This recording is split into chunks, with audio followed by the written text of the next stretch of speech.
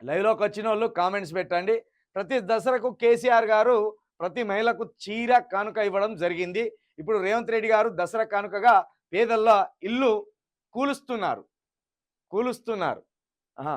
కేసీఆర్ ఏమో బహుమతులు ఇస్తే, ఈయనేమో విధ్వంసం పేరుతోటి కూల్చేస్తున్నాడట. మంచి కామెంట్స్ పెడతావు బాలకృష్ణ నువ్వు. మంచి మంచి కామెంట్స్ పెడతావు నువ్వు. ఆగమైందన్న తెలంగాణ. ఎంత మంచిగా ఉండే ఇప్పుడు ఎట్లయిందన్న. మనం సత్యం గౌడు. అవును. ఇగ ఏం జేత్తాం మరి. ఇగ రాక్షసులను తీసుకొచ్చి కూర్చోబెట్టుకున్నాం గాబట్టి, మన బాధలు మనం పడవలసిందే. ఈ రెడ్డి కులాలు గురించి మాట్లాడమనేది తెలంగాణ గడ్డ మీద ఉన్న పెద్ద మనిషి అన్న.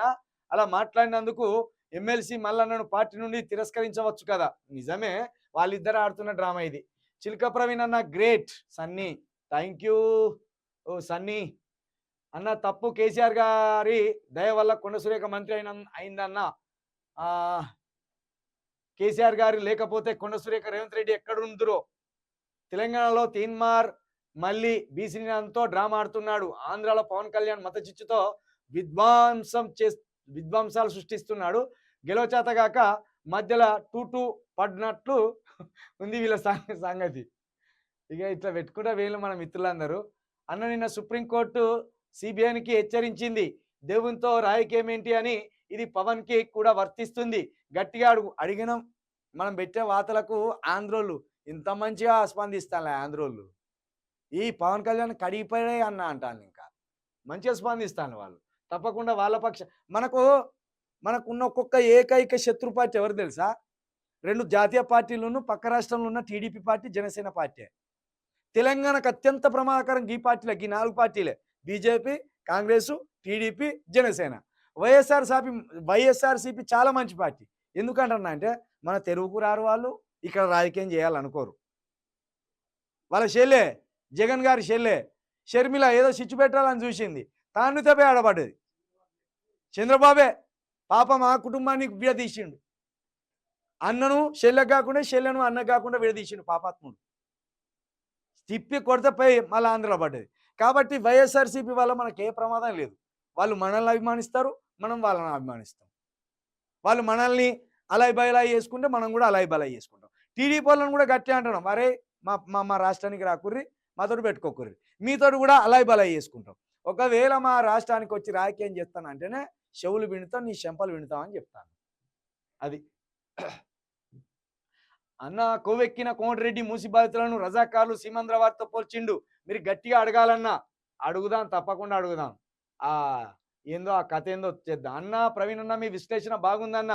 జాగ్రత్త అన్న, తెలంగాణ గుండాలతో మన జోలికి రారు బ్రదర్ వాళ్ళు. మన జోలికి వాళ్ళు రారు. ఎందుకంటే మనం ఏకపక్షంగా వార్తలు చెప్తలేము. బీఆర్ఎస్ తప్పున్నదా, బీఆర్ఎస్ని అడిగేస్తాం. బీజేపీ తప్పు ఉన్నదా, బీజేపీని అడిగేస్తాం. కాంగ్రెస్ తప్పు ఉన్నదా, కాంగ్రెస్ని అడిగేస్తాం. ఒక్కటే స్టాండ్ మీద బీఆర్ఎస్ జై, బీఆర్ఎస్ జై, బీఆర్ఎస్ జై అని అన్నాం మనం. మొన్న కేటీఆర్ని అన్నాం కదా, సిగ్గుపోయింది, జన్వాడ నీదే, ఒప్పుకో అని అన్నాం. నేనేమన్నావు, నీకు బాధితులు వచ్చినప్పుడే జ్వరం వస్తుందా అన్నాం. అది కూడా గడిగి పడేసినాం.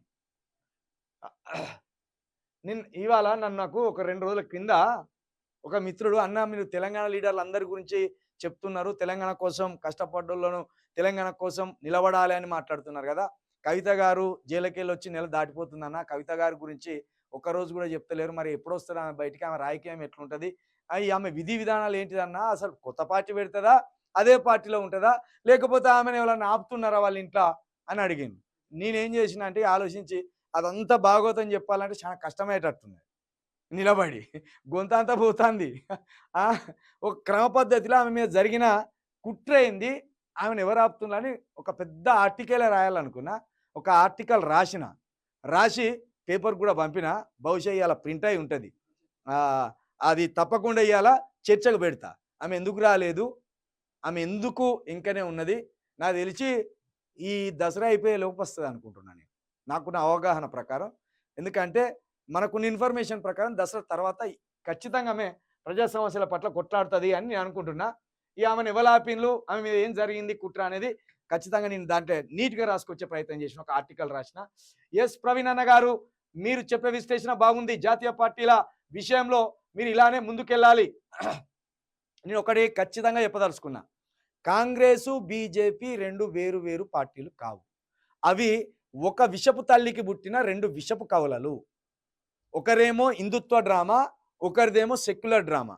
ఈ రెండు డ్రామాలతోటి ఏం చేస్తారంటే ఎస్సీలకు కానీ, బీసీలకు కానీ, ఎస్టీలకు కానీ ఒక ముఖ్యమంత్రిని కానీ, ఒక ప్రధానమంత్రిని కానీ చేయకుండా వాళ్ళ మధ్య వాళ్ళే నిత్యం పాలించేలాగా ఒక స్కెచ్ ప్రిపేర్ చేసుకుంటారు. దానికి వీడు హిందుత్వం అనే ఒక సెంటిమెంట్ వేస్తే, దానికి వీడు సెక్యులర్ అనే ఇంకో సెంటిమెంట్ వేస్తాడు. అయితే పాలించేది మాత్రం వాళ్ళే ఉంటారు. మళ్ళీ ఈ రెండు పార్టీలు పెట్టింది కూడా ఎవరు?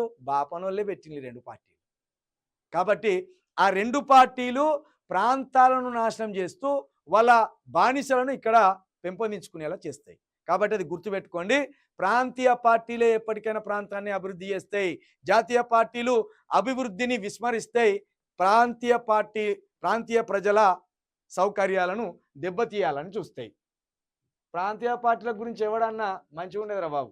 కేసీఆర్ ఐడియాలజీని తెలంగాణ ప్రజలు అర్థం చేసుకోలేకపోయారు. మన తెలంగాణ ప్రజలు లేకుంటే ఢిల్లీ గులాంలకు, ఉత్తరప్రదేశ్ గాళ్లకు ముల్లె మూట సంప్రదించి తెలంగాణనే దేశవ్యాప్తంగా రాయకాయ గుండెకాయ అయ్యేది. మరి నిజమే. ఇప్పుడు తెలంగాణ సంపద అంతా నెట్టు కొడతాను ఢిల్లీకి. తెలంగాణ సంపద అంతా నెట్టు కొడతాను.